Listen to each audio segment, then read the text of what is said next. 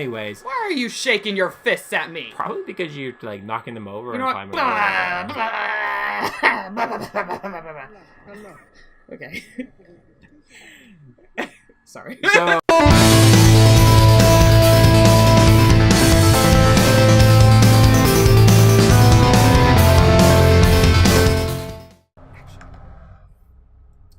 Hi everybody, welcome back to another episode of HiDefHistory. I'm so glad you could join us because today we are racing in the Hippodrome. Well, Donna's going to take a crack at it. We're going to see how well she does when we put her behind 4 horses. And Take your guesses now based on my previous gameplay.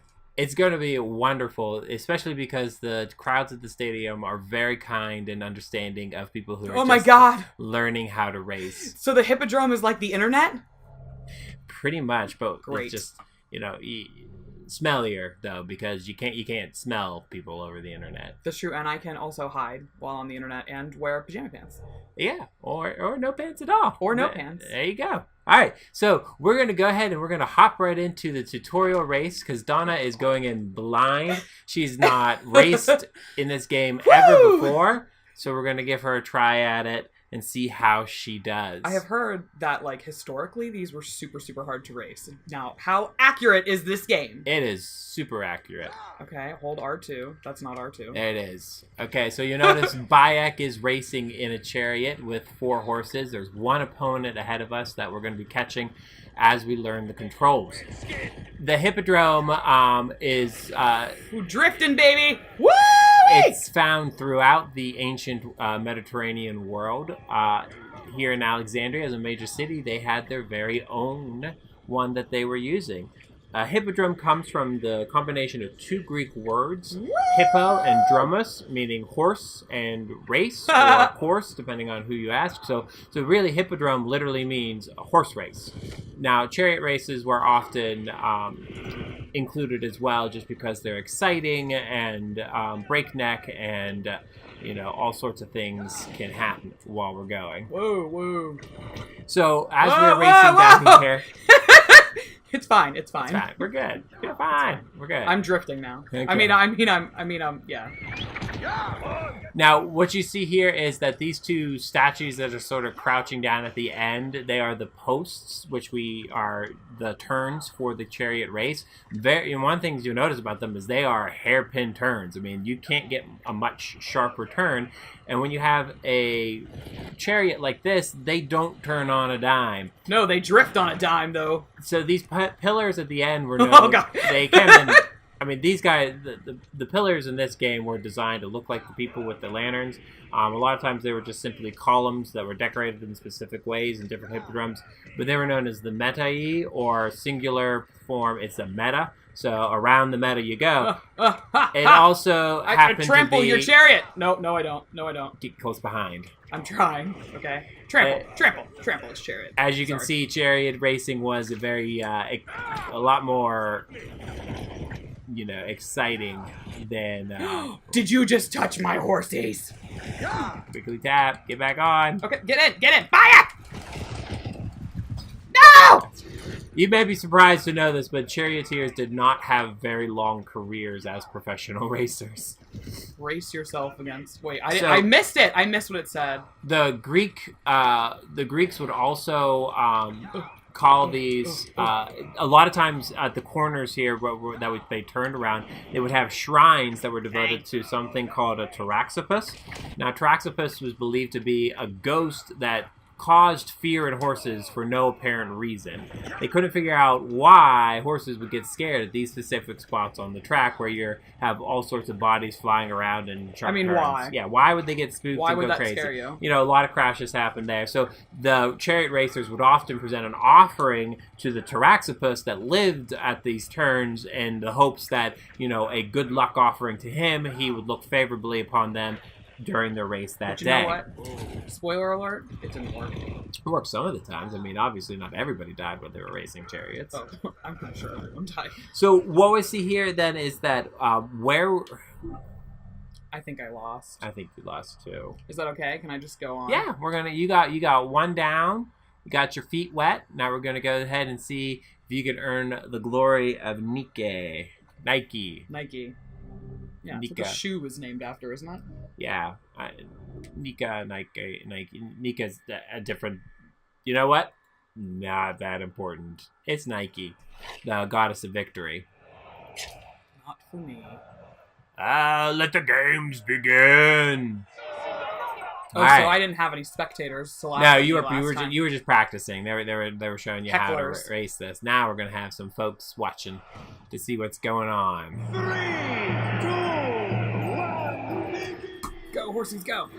Now, one of the things I want to point out, though, you guys, that this hippodrome is not a circus, because circuses were a sort of very similar function, but they were Roman in origin, whereas hippodrome are Greek. Although Roman and Greeks share a lot of a variety of cultural characteristics, so it's no surprise that both the Roman circus and the Greek hippodrome, they were popular in this part of the ancient world. It's believed that the chariot races developed originally as part of a funeral for leaders and heroes in the ancient world. A lot of times you would see that in the oldest hippodromes that we know of, the turning posts were actually the tomb for whoever the hero was that was buried. Yes. So when you were racing, you were literally, hey, to the tomb and back, and that was the original chariot race. You go up to the tomb, around, and back. No, although, incidentally... Well, you just offhand crush my dreams. No, but I want to say, once upon a time, I actually did have chariots that we built that were pulled by 2 people, and then a third one stood in the back, and we ran races with them. That was interesting. I'll take that, I guess. So funerals, yeah, there's also some ideas here that when you read some of the Greek epics, like the Iliad by Homer, when Achilles kills Hector to revenge his friend's death, he takes the body of Hector and drags it 3 times in a circle around the funeral pyre for his friend. So there's clearly in Greek culture this kind of understanding of celebration of the dead, the circular form of it, and you 0 didn't points do for so my... good. But that's only race 1, so we got time. I was in first, though, before the end. Mm-hmm. That counts for nothing, apparently, there. So originally, but these were such a good times, people said, hey, let's not wait for a funeral to have a chariot race. Let's just do it all the time. Oh, I thought you were going to say, let's hasten someone's death. No, they just had races for fun. You'll see also that, just continuing this link between funerals and chariot races. In the Roman circuses, I know they're not Greek, bear with me, but in the Roman circuses, the pillars at the end were often modeled after Etruscan funeral monuments. Etruscans were the culture that existed in Italy before the Romans rose to prominence. So they actually copied a lot of their ideas from the Etruscans and the Greeks. And so you see that clearly this was something that was very common. Oh God, someone's dead. Now one of the phrases you might have heard or remember from any world history or ancient history course you might have sat in is this idea of bread and circuses. And that comes from the idea here that when you have a large population of people living in a very small area, bad things can happen, and those people can get together and dangerous ideas might start floating around there. So they would, offer these circuses as a way to entertain the crowds and provide them with something, exciting for them to see, and also provide the bread part, which was the annual ration of grain to all the people who lived in the city. Now, bread and circuses actually got to the point where you had so much bread that the people who lived in the city were literally dependent upon the government providing bread to them in order to live throughout the year. And so without that bread, entire parts of the city would starve. Now, when you have a large public gathering like this, it's one of the few places in the ancient world where you could have and see an interaction between the average person and the rulers and leaders of the city. Often, hippodromes would be used as not just sporting events, but also kind of like places for the government to issue proclamations. Fifth again. Although you were in first for a while. You are. I mean, like, you almost got there. This, it happens. And you got one more try here to redeem yourself. I can't even win. You never know. No, I can only get 5 points for getting first, and the person ahead of me has 7, plus they'll probably place. Well, I can't win. I'm mathematically out of the winning. You know what? We're racing for pride here, okay? Racing It's for pretty pride. obvious that I don't have any. One of the examples in Alexandrian history, actually, is in 453 A.D. The prefect by the name of Florus in the Roman Empire. Florus was in charge of the city of Alexandria, and he was having trouble with the population here. They weren't, following. So what he did is he basically was like, fine, if you guys aren't going to listen, here's what's going to happen. I'm not going to give you any more food, and I'm not going to open the bathhouses. And there's no more chariot races. Basically the same strategy you have when you're dealing with like an angry toddler. Right, you're like, no more Minecraft. Done. You're done. And then there's obviously tears and frustration and stamping of the feet. In this case, though, in Alexandria, the stamping of the feet actually led to rioting and mob violence. Because that's the other fun thing that also happened in hippodromes, is they were a popular site for lynchings and public executions. Oh, they're like the old world football games. Yep, so we have a patriarch of a heretical Christian church was also burned to death in the Hippodrome here at Alexandria, as well as a bunch of angry Christians took down part of the statue of Serapis, an Egyptian god, and burned it here in the Hippodrome to show how much better their god was. Don't drift into the statues. That's right, you gotta be careful. One last try. We gotta go here. I can't even see anything. The final thing I wanted to talk about here when it comes to hippodrome races is the idea of hippodrome factions, because factions were something that all cities with a hippodrome began to develop, and it's what you see with any sports league. When you have rival racers, you have groups of people who associate themselves with one racer or another and begin to be, just fans about those. However, in some cities, those fan people took it to a weird place. Welcome to they still do that. Exactly. You improved. We got a point. So these guys were, in Alexandria, you have people who belong to the green faction versus people who belong to the blue faction. All right. Now, the thing about it is that there's a discussion amongst historians on how influential was this. Was it just like a grouping of fans who were like, yay, we like the blue team, yay, we like the green team?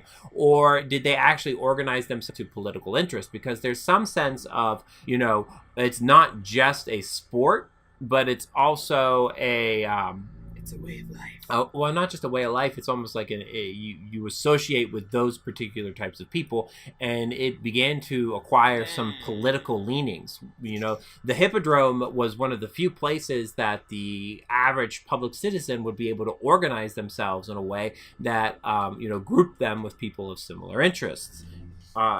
So here in Alexandria, there's not a whole lot of evidence that those factions were politicized and exerted a lot of influence. But in other places during the later parts of the Roman Empire, like Constantinople, you actually have what's known as the Nike Revolt, where it really literally is the factions of the Hippodrome of Constantinople organize a rebellion and throw the emperor out of the city for a while. He eventually ends up, coming back in and taking it from them. But their origins was fans of these chariot racers.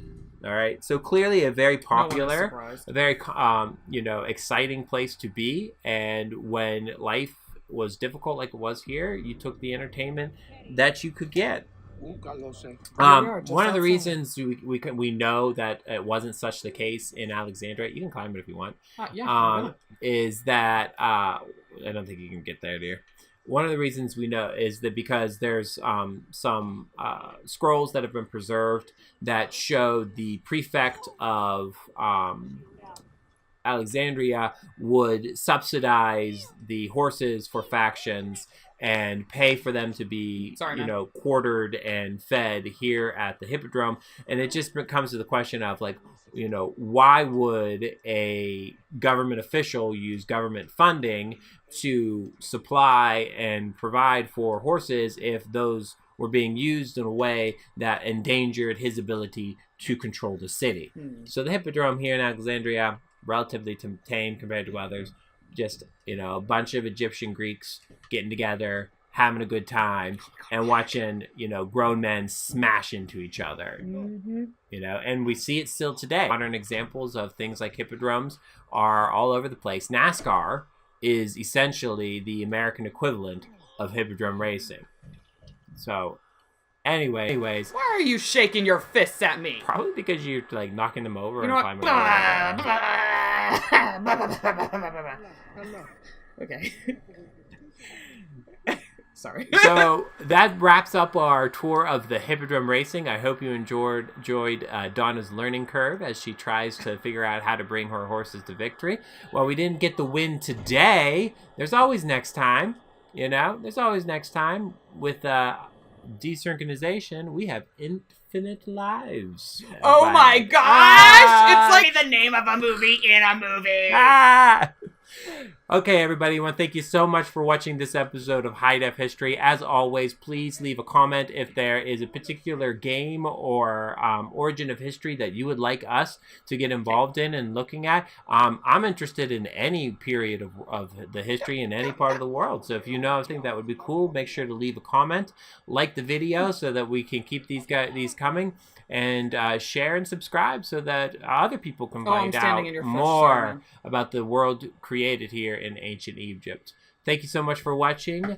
We'll see you soon.